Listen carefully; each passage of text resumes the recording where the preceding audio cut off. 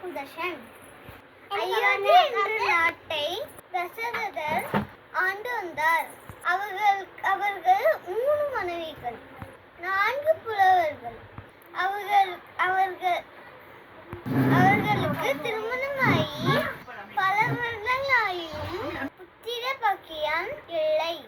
அதனால் வசிஷ்ட முனிவரின் அறிவுரைப்படி யாகங்கள் செய்து புத்திர பாக்கியம் பெற்றார். பல வருடங்களாயும் புத்திர பாக்கியம் பெற்றதால் வசிஷ்ட முனிவரின் அறிவுரைப்படி அவர்களை குருகுலம் செல்ல ஆணையிட்டார். அந்த 4 புலவர்களும் தன் தந்தையுடன் தந்தை சொல் மிக்க மந்திரம் இல்லை என்பதற்கேற்ப குருகுலம் சென்றனர். அதேபோல் அவர்கள் திருமணம் ஆன பின்பு அவரது 2வது மனைவி கைகேயின் சூழ்ச்சியால் ராமன் 14 வருடங்கள் வனவாசம் செல்ல வேண்டியிருந்தது. அப்பொழுதும் ஸ்ரீராமர் தந்தை சொல்மிக்க மந்திரம் இல்லை என்பதற்கேற்ப காட்டிற்கு வனவாசம் சென்றார்.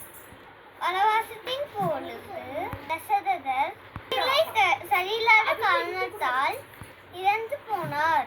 அப்பொழுதும் ஸ்ரீராமர் அயோத்திற்கு வரவில்லை. ஏன் என்றால் தன் தந்தையின் கட்டளையின்படி 14 வருடங்கள் காட்டிற்கு வனவாசம் செல்வது என்று ஆகும். ஆனால் 14 வருடங்கள் நிறைவடையாமல் நான் அயோத்திக்கு வரமாட்டேன் என்று கூறிவிட்டார். இதிலிருந்து ஸ்ரீராமர் எப்பொழுதும் தன் தந்தை சொல்மிக்க மந்திரம் இல்லை என்பதை பின்பற்றியே